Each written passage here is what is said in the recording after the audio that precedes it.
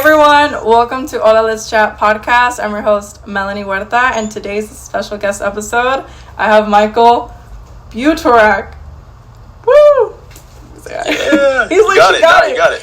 It took me like 5 tries, but we got it.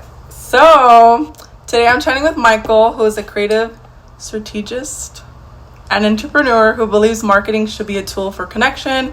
He's worked with brands like Adobe, Disney. He likes blending storytelling, strategy, design, and just bringing everything together to life. He's also working on his MBA for Cal State Fullerton. Woo woo! And outside of work, he likes to draw, he likes to make music, and he likes to do absolutely nothing with his dogs. And he's also pretty good at impressions. So would you like to show an impression? Ooh, okay. What characters do you like? Disney? Do you like Phineas and Ferb? Yeah. Your best one. Benny the Platypus, how unexpected of you. And by unexpected, I mean completely expected. My podcastinator will help us take over the tri-state area. That's funny. And they're coming out with the new season too, huh? They are. I just went to the watch party for the new season. And, for real? It's really good. It's like they never left, is what I like to say. Because it's all the same voices too, no? Same voices, same creators, same core. Just I think they have different jokes for what people are dealing with now, which is really cool to see. They've grown up by a year in their universe, but it's like that 10 years, it doesn't feel like they're really trying to cater to our generation. It just works, you know? What do you mean, like all generations? Like I think together? Like with people on their phones or like they're not making a huge deal of things that are a big deal now than they were like 10 years ago. Yeah. They're just really subtle changes, which I love. It doesn't take over the universe, you know? Okay. Within the show, right? Within the show. Yeah. Okay, that's cool. Where was it at? We did it as a Zoom watch party. We had a few of the animators and one of the assistant directors was on there. One of the animators worked on How to Train Your Dragon, Lilo Stitch. He's one of the storyboarders for Phineas and Ferb. So a lot of carryover and crossover in the creative industry. Yeah, what sparked where you're at now in your career? Like your creativity, like where would you say, like from a young age, as an adult, like what do you think sparked that now? So to be creative, on the surface level, it came from my parents buying me art supplies, and when I had nothing to do, I would draw, and I would draw characters from Star Wars. I would draw, if I wanted a Nintendo Switch or Nintendo 3DS for my birthday, I would draw the 3DS ad, and then I'd give it to them and express how much I wanted it. Or for their birthday, I didn't have money when I was a kid, so I'd make them a drawing, and hey, Dad, this is you sitting in your chair. And that was a real famous one. They were like, oh, wow, like, you really nailed that, you know? Like, thank you. And I used to get the heads much larger than the bodies, and proportions were wrong.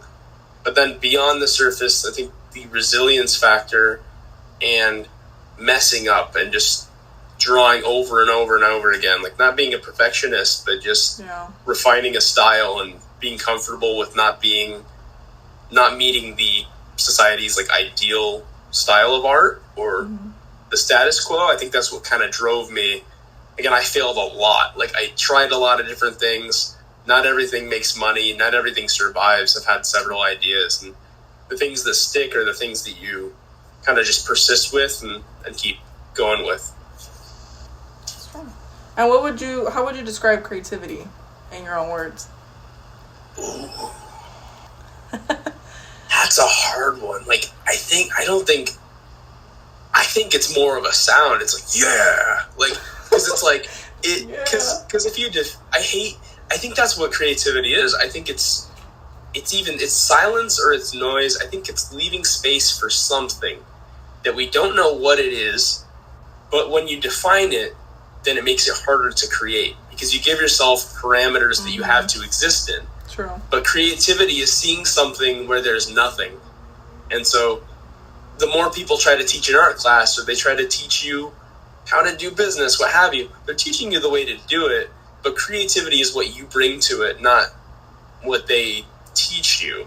You know, it's their style, but then you have to do an interpretation or a rework of their style. That's true.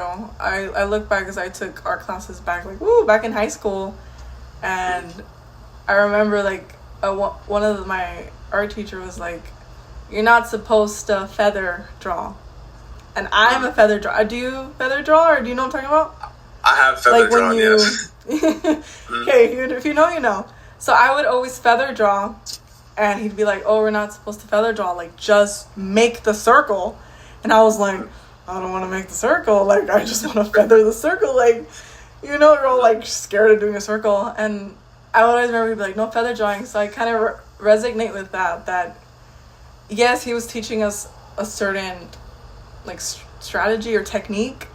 But then us as artists, it's like we want to get out of that and, you know, feather draw or do whatever it is, but we had to like be limited to that lesson or that technique. So it's a little kind of similar, huh? Yeah. I agree with you. It's the foundational stuff. And when I was a kid and I took those of how to paint a mountain, I think there are certain things and certain processes that are the same. Like for the circle, using your elbow, right, is it's unique, but it's kind of not everybody has the touch, I think, to either work with kids or to understand what they're trying to do. And as kids, we can't communicate what we see because it doesn't make sense. And mom and dad at home, some of them want us to talk crazy and some of them let us run around and do what we like. But a majority of the parents, when we get home, they've just worked 9 to 5. You come home and they're like, "I don't want to hear the crazy ideas. I just want to watch King of the Hill and knock out." And that's how it tends to go. Yeah. But if you have parents that are encouraging of that, and again, like mine got me art supplies, and they were well aware of teachers and professors that they'd see me drawing in class and they'd ridicule me in like 6th grade. They would, again, kind of like the circle thing. Like they'd say, "Okay, do this assignment," and I'd finish the assignment, and then I'd doodle on the side of the paper. But because I drew on the side of the paper, they would give me like a fail on the assignment. Oh, I remember doing that. I did the assignment perfect, though. I would do that. Yeah, right? Yeah. I was like, I did what you asked me to do, and I didn't just stare looking at a wall when I was done. Like, I actually made something, and that's... So the system needs work.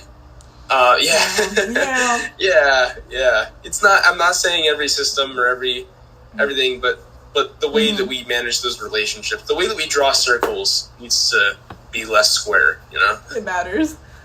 Yeah. And would you say that it's more like the people around you that affect it? Like all the noise? Or people gravitate thoughts and take it within their own work and that reflects themselves? Like, how would you say? So that's a tricky thing because I think that there are forces at play.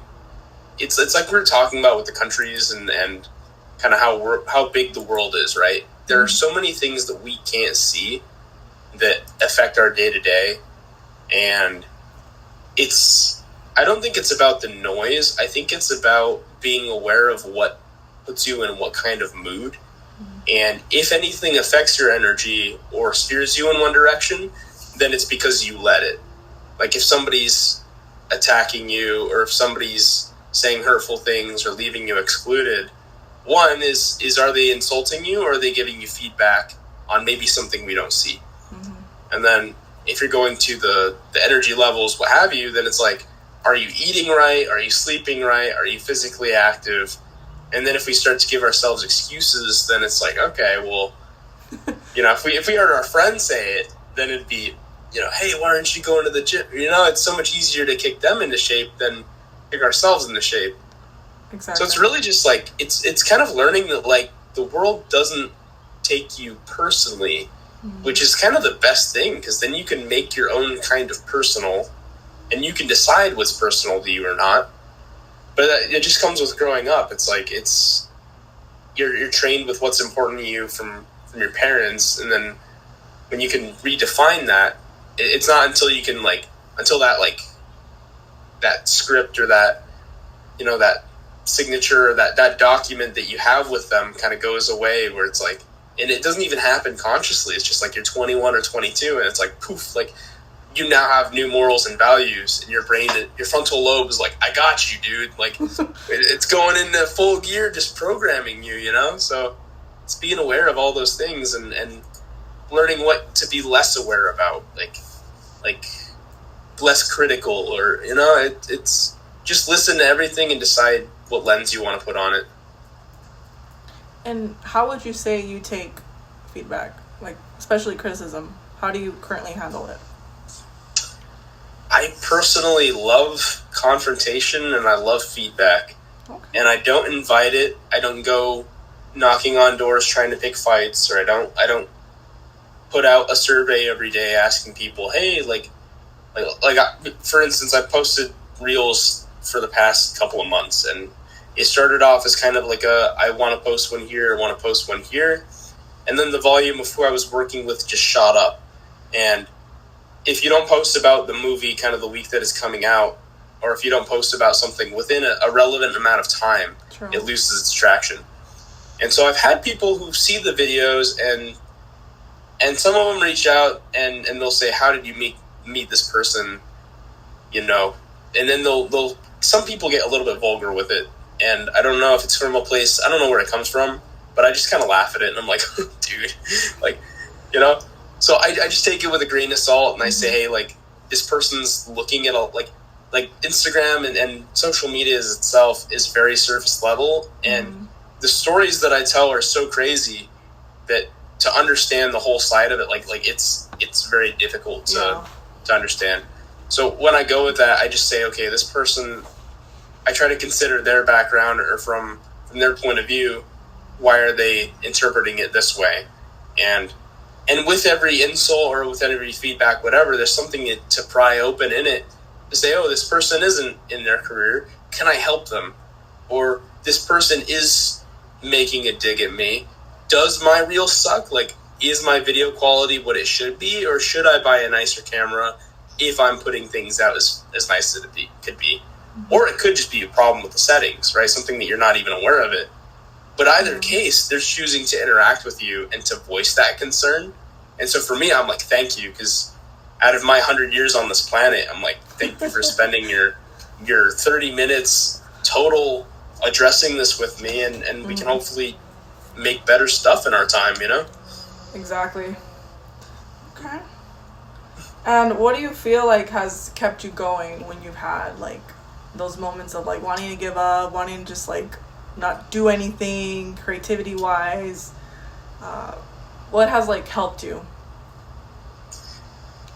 I think it's when you're in a low, it's embracing the low, which a lot of people would say focus on the good stuff.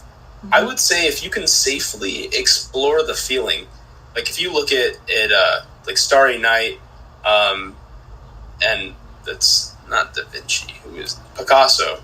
It's Picasso who does that. And no, it's not Picasso. Who is it who does Starry Night? Who does Starry Night? Hold on. Starry Night. Van Gogh. That was going to annoy me. I'm so glad I didn't get that wrong. I didn't stick with that wrong. Van Gogh, he was a depressed guy, and he cut off his ear. He was trying to give it to a lady he was pursuing. It was a romantic gesture, and because, again, he couldn't cut his heart out, so your ear, I guess, is the second best thing. And his whole town despised him, and I think he was some form of an educator, and he would paint, and his paintings didn't make sense. And now he's passed, and his painting's up in New York and at the MoMA, and it's beautiful, and people swarm around it, and they take pictures, and they act like they understand it. But I think the kind of sadness, the most beautiful picture that we can have is the one that we paint when we're in that despair, that like feeling of hopelessness, where even when things are going good for me, there are times at night where it'll kind of creep over you like a shadow, it's like a gust of air, and the air in the room just kind of slowly dissipates, and you can't breathe as easy. And I don't know if it's a mental thing or if it's like a just where we're at with things, you know, between past, present, and future. It's just the mind plays tricks on you. And I just choose to embrace it and say, tomorrow's going to be a better day, acknowledging that as a prerequisite into going this space. And then I say, we're going to explore these feelings, and we're going to express them through art. We're going to express them through music. And if I can't express it through a medium that makes sense, I'm going to pick a different medium, or I'll write poetry, or I'll go for a run, and I'll change the way that I run to kind of express how I feel, which I don't think is going to be frolicking or tiptoeing through the tulips, but I can definitely say it'll be a more aggressive run, or it'll get out what I need to express, you know? You have mentioned that you have worked with Adobe and Disney. Was that during college, before college, after, currently? How did that start? Yeah, so Adobe began in college. I was a sophomore or junior. I think it was a junior in college. And I learned of a student ambassador program that they did through Adobe and got incredibly curious. And I started asking people questions, and eventually it led me to the community events. And those community events led me to places like London and Los Angeles to speak and hosting, you know, my own creative meetups and attending others and making short films and doing all these cool things with, again, just a really cool people. Like there's so many people out there, like we can't individually do it all. And so it's connected me to so many awesome, amazing, just genuine people who want to make the world a more creative place.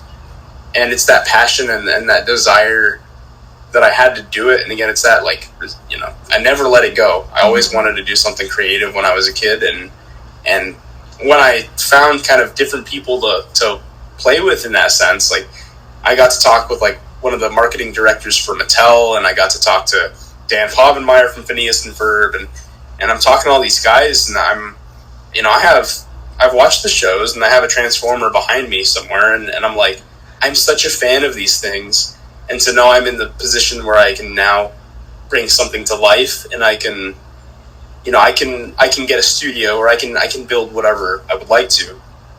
It's just cool to be at that level, and I'm not saying that I'm at that level yet, but just to be in a space where I can appreciate the work and then put my own things out there too. And then hopefully if something takes off, I can eat dinner with them and say, hey, like our shows are premiering the same night. Like, let's do a crossover, or, you know, hey, yeah, I would love to be a guest on this show. But again, it began by asking a lot of questions, and even Disney. I attended Cal State Fullerton, and I would go to the park all the time because we're Cal State Disneyland. Like, we are right next to it. We're like 10 minutes away. And so I had a pass, and I would just network when I'd go there. And eventually it just kind of started leading to, like, you should go to this event. You should go to this Marvel thing that's coming up, and you should make content for us. So I was like, okay, I would gladly do so.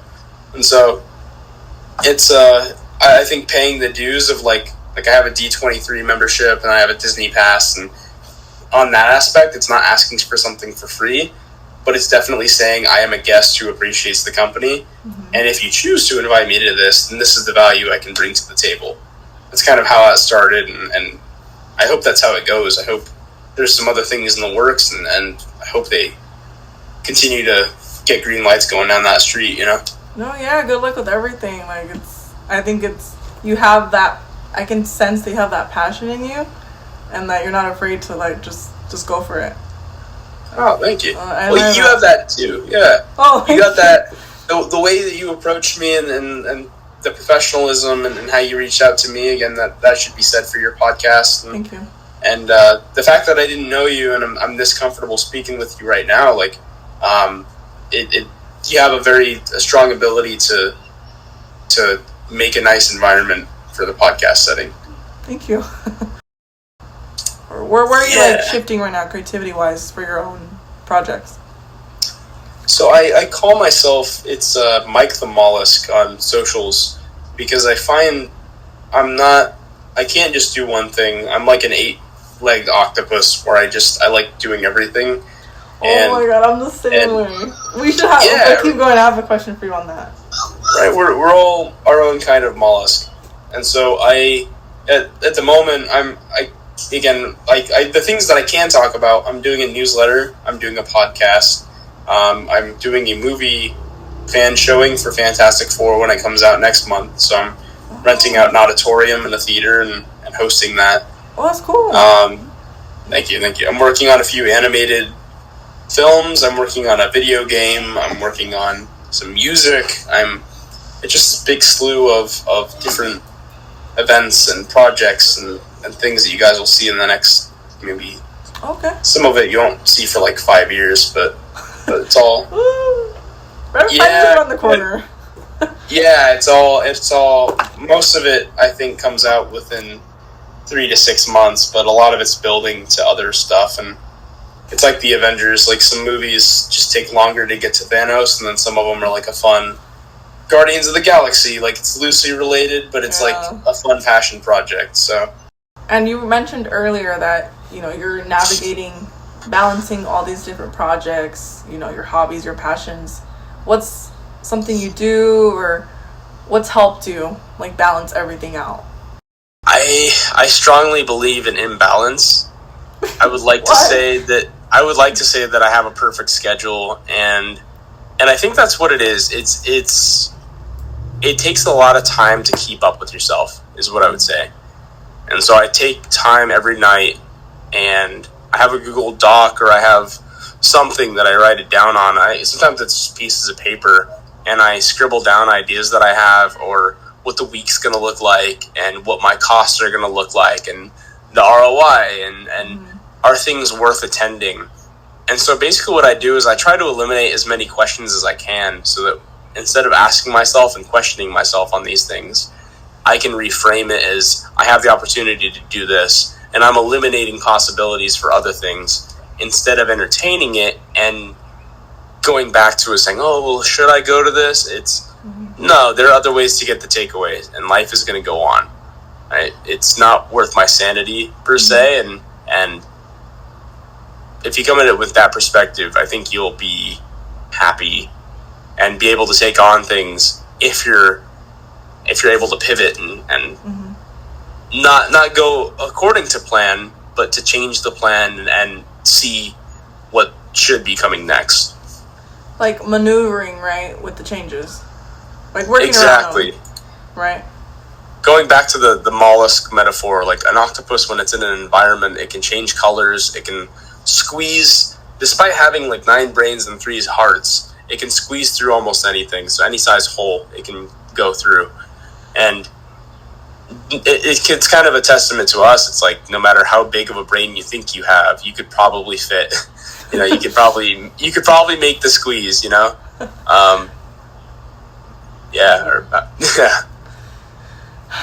But yeah, what are some tips though that's like helped you, like that others can take away? Get really good at Google Calendar, and get really good at telling whoever you're living with about what's going on too, because when things are going good, then they know, hey, things are going good for him, and if things are going bad, then they know what giving you space looks like and what supporting you looks like when you're not doing good. So just letting people know what you need and what you don't need, and when also being courteous of them, because it's not all about you. It's not all about any of us. It's not per se, and it's important to give back and to engage with other people on their projects and things as much as they support and encourage yours. I like that. Yeah, that's very true. I think on my end, it's we're so focused on what we're doing that sometimes we get sidetracked. Like, okay, how is that person feeling? What are they going through right now? And I feel like we need more of that. I'm guilty of that. No, hey, you're guilty, but once the sentence is you can do something about it, which is the best thing, right? You can change how you go about it next. Which, again, if there's anybody out there who thinks they can't do anything, and anybody who thinks your life is set in stone, like, it's not, and tomorrow can be a better day. Tomorrow can be a different day. And I mean that in again, hopefully it's not cheesy. Hopefully you're not like, oh, what sunshine and rainbows did he pull this out of? It's from my years of getting burned and feeling cold. And, I strongly believe in the human power of resilience and bringing people together, positive change, and looking past fighting each other and making space. And then if you happen to get bit or burned or whatever happens, then at least you can hold that space and say, I am strong and I am good. Overcame it. Yeah. And when we're tying into the same topic, what would you say has been the biggest life lesson you've learned? There's a phrase from a film I love, and I won't say the film, but it's keep your friends rich and your enemies rich, and wait to find out which is which. And I love that because as I've been invited to other events and I've been invited to things, and again, life is going good, everybody starts loving you. And people are around for the good times, and they start reaching out and they say, hey, you're going to this, and suddenly you're a little bit more attractive to people. And again, I'm not saying like it's like, oh, wow, you know what I mean? I have people left and right, but it's a big boom that wasn't prominent before because I didn't give people a reason to reach out. Mm-hmm. And then when things quiet down and things disperse a little bit, you can kind of pay attention and see that behavior on the back end and say, okay, well, I no longer have something I'm giving these people, mm-hmm. or the coupon has expired.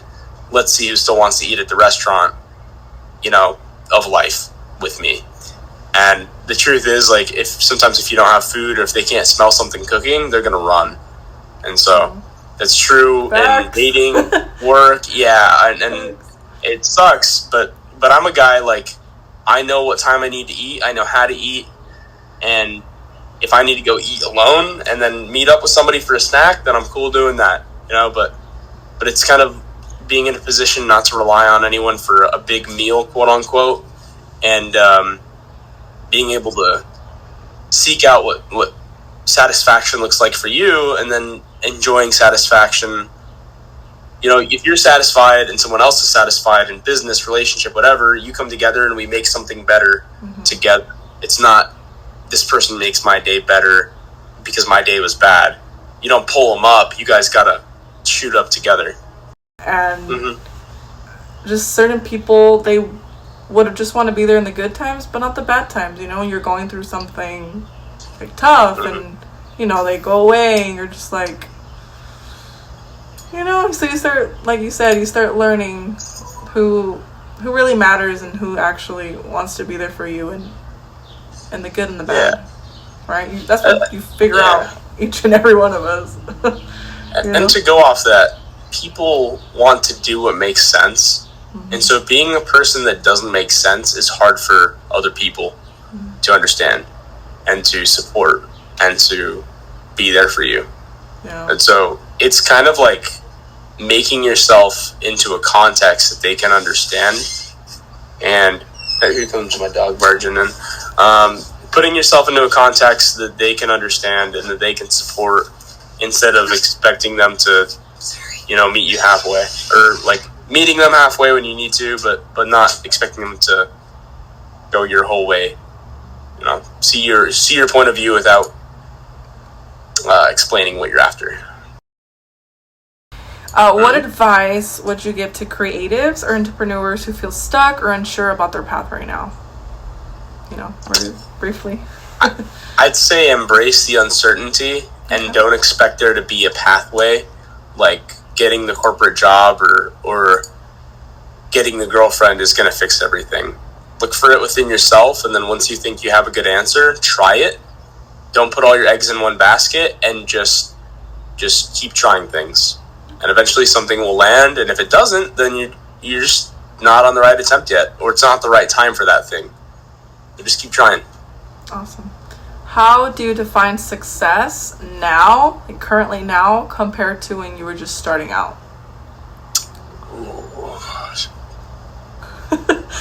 I'd say success is knowing that I have a bed that I can sleep on.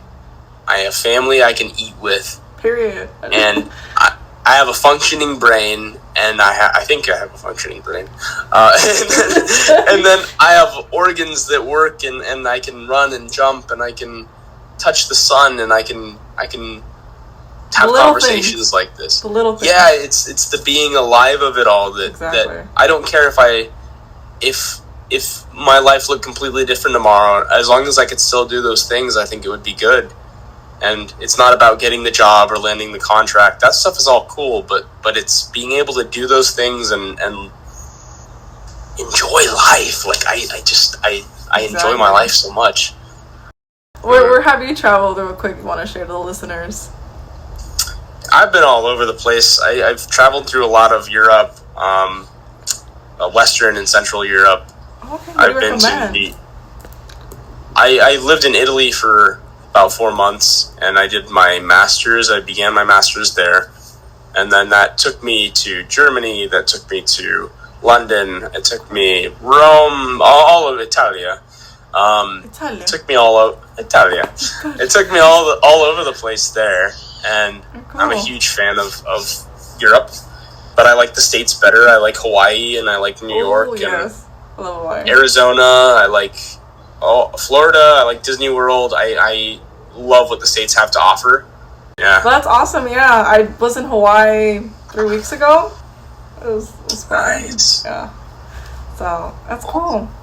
But Europe, I haven't messed with Europe yet. But in the future, for sure. Awesome. If you need recommendations, just that can be another conversation. Yeah, for sure. So another question: what helps you stay grounded, especially in the environment you're in now? It's just so fast paced. It's changing constantly. Ideas, and how do you just like stay within yourself mentally, physically? It's probably getting enough sleep, because I feel it when I don't. Oh, and for sure. When I have to take naps or if I rely on coffee, that's no good. So I'd say knowing that I got enough sleep, it can calm me, it can get me excited. But if I haven't gotten enough sleep and I'm a zombie, then I know I'm a zombie. And I think honestly, I would hate for other people to be around me, to be around other people when I'm like that, because it's not fair to them. Well, that's great. We've had a really good conversation, and I feel like listeners can definitely take away something from today. I do have a fun speed round. If your mood today was a song, what would it be? It's a Beautiful Day by Michael Butorac. Okay, awesome. Describe yourself in 3 words. Creative, crazy, and whatever that is. You just described me. I just crazy. That's funny. What's something that always makes your day? My dog, my puppy. I love what kind of dog? Odie. Little Australian Shepherd. Okay. Go-to snack while you're creating or just you have the munchies? Dark chocolate covered coffee beans. Interesting. Trader Joe's. Yeah. Okay. Never tried it. Mm-hmm. What's one thing you can't leave the house without, and you cannot say your phone? Please do not say your phone. Not my phone. My sketchbook. Sketchbook goes with me everywhere. That's a good one. Pineapple on pizza? Yes or no? Depends on my mood. It depends. It turns it into more of a dessert. So if you're in the mood for something sweet, then I say go all in, put some barbecue sauce on that thing. But if you don't want pineapple on there and you're in the mood for some marinara Italiano, then do that. Because they're not... Italian food is not pineapple on pizza. That turns it into American Chuck E. Cheese, whatever we want to call that. I'm Americanized. Yeah. I love my pineapple on pizza. I enjoy it for too. It. I'm the type I ask for it extra. I like it. I like it. You gotta. Yeah. So I'm assuming it sounds like a yes. Yes, I'll say yes to that. Right. Sometimes conditional. In Italy, no way. But here, if I'm at a tiki place, they happen to have it, then cool. Yeah, that's Hawaii's thing. Yeah. Okay, I guess I'm not allowed to go to Italy because they would just kick me out. So. Yes or no? Do aliens exist? Yes. All right. I'm convinced aliens. I'm convinced this whole planet was put together from debris of other planets, and we all just kind of evolved and not knocking into one thing. So there's no way octopuses or octopi are there's a planet where they reign supreme. I'm certain of it. Favorite podcast you're currently listening to? This one right now. I love this. All right. You don't even. Okay, what's the name? This is the Hola Let's Chat podcast. Okay. He saw the name on the bottom. He saw the name on the bottom. I saw the name. I read the emails. Okay, I'm good. I'm trained. But what are your favorites right now? Go. Top one. I enjoy. There's the subtle art of not giving a F by Mark Manson. He does a podcast. He has a book, but then he does a podcast where he talks to other people and he expands on some things. So cool. I don't agree with everything from the book, but I think the principle of getting out of your head and making something, again, it's like the show Nathan For You, he's basically that, just like makes sense. And so a little bit more sense. So that's a better one. All right, cool. Top life lesson you've learned so far? Every day is a new day, and you still have air in your lungs. As long as you have a place to sleep, food to eat, and a dog to pet, life is good. Yeah. Awesome. Best advice you've received or something you just live by? The longer you chase it, the more it'll run. If you lay a trap, if you ask nicely, if you hold out your hand with food, then that's a different way of getting what you want. But the longer you chase, the further it runs. Okay, good to know. Good to know. And once you get it, you'll catch something that's reluctant to be caught. And so in any capacity, even if they like the game or if whatever, usually once something's recovered after catching it, it'll run or something will happen. It'll try to bite you. So it's watch out. Yes. Okay, awesome. Those were the speed round little questions. I loved it. Awesome. And then we had a little wrap up. I'll just get to that.